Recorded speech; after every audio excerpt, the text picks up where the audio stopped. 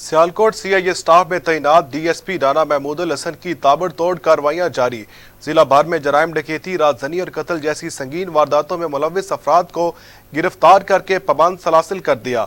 मजीद जानते हैं डीएसपी राणा महमूद हसन के पास मौजूद ब्यूरो चीफ सियालकोट मियां इलियास है। जी मियां इलियास, क्या अपडेट है, आगाह कीजिएगा।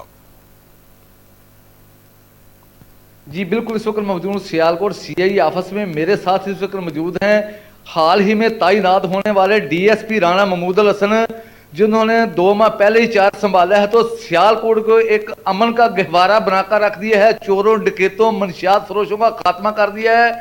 राणा महमूद हसन का नाम सुनते ही जराइम पेशा अफराद है वो इलाका छोड़ने पर मजबूर हो गए हैं। मेरे साथ इस वक्त crime fighter DSP Rana Mahmood Hasan साहब मौजूद हैं। आइए हम उनसे जानते हैं कि 2 माह के दौरान उन्होंने कितने गैंग गिरफ्तार किए हैं और कितने मुल्ज़मान को जेल की सलाहों के पीछे भेजा है। जी सर बताइएगा। जी बिस्मिल्लाहिर्रहमानिर्रहीम। एक तो मैं स्टार एशिया न्यूज़ का मशकूर हूँ कि आपने अपने कीमती वक्त से टाइम निकाल के यहाँ तशरीफ़ लाए। जी बिल्कुल, जैसा आपने कहा कि जब मैंने यहाँ पर चार्ज संभाला था तो सीआईए एक डोरमेंट में चली गई थी सियालकोट की। गो के सीआईए पहले काम करती रही है लेकिन वो इस पैमाने पर काम नहीं था। बस उसको थोड़ा सा एक मोटिवेट करके और उसको इस सीआईए को फाल बनाने के लिए डीपीओ साहब का मैं मशकूर हूँ। उन्होंने हमें 100% सपोर्ट किया।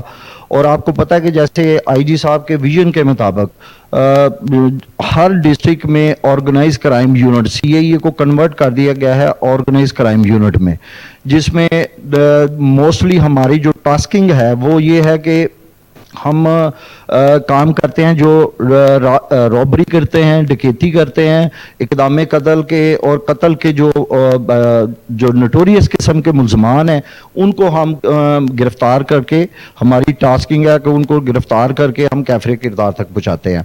आपके पास कौन सी ऐसी जदीद टेक्नोलॉजी है वारदात होने के चंद ही घंटे बाद आप मुल्ज़मान को ट्रेस कर देते आते हैं? बाकी भी डीएसपी साहब सारे बैठे हैं, आपके पास कौन सा अलादीन का चिराग है? जी ये मेरे पास कोई ऐसा अलादीन का चिराग बिल्कुल नहीं है। मैं ये अपने जो मेरे अफसरान हैं जो सीआईए में तैनात हैं, पूरी की पूरी टीम जो है वो अल्लाह रब्बुल इज़्ज़त की रहमत की वजह से, अल्लाह रब्बुल इज़्ज़त की मदद की वजह से मैंने सिर्फ उनमें एक रूह फूंकी है कि इस वर्दी पहनने का कोई मकसद है। वो वर्दी पहनने का मकसद सिर्फ ये है कि आपने अवामुन नास की जान, माल, इज़्ज़त की हिफाजत करनी है। उसके लिए आप दिन रात काम करें, क्योंकि हमारी अपनी कोई ख्वाहिशात नहीं है, हमारी अपनी कोई लाइकिंग डिसलाइकिंग नहीं है। हमने सिर्फ और सिर्फ जिस मकसद के लिए वर्दी पहनी है हम उसको पूरा करें। और उसमें अल्लाह रब्बुल इज़्ज़त हमारी नियत की वजह से, हमारी हार्ड वर्किंग की वजह से पूरी की पूरी टीम एक फैमिली की तरह काम करती है।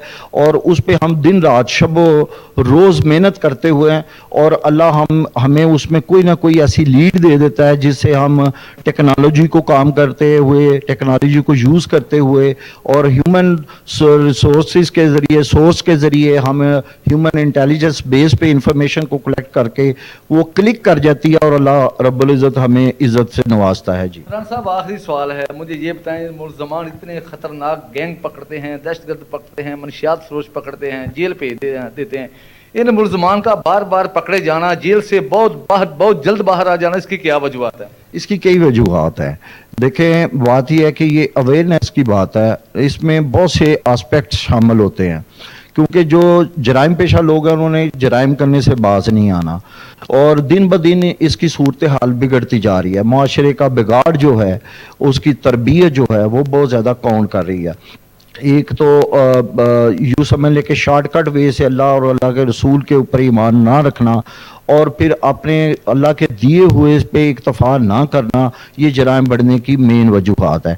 लेकिन जिनको सज़ा नहीं होती उसमें एक मेन एस्पेक्ट ये होता है कि जो मुद्दई मुकदमा है जिसके साथ वारदात हुई है, जब उसको रिकवरी मिल जाती है तो उसके बाद वो उसकी पैरवी नहीं करता। वो पैरवी करने में थोड़ी सी उसको समझ लें कि कोताही करता है, जिसकी वजह से ये फिर अदालतें उनको रिहा कर देती हैं।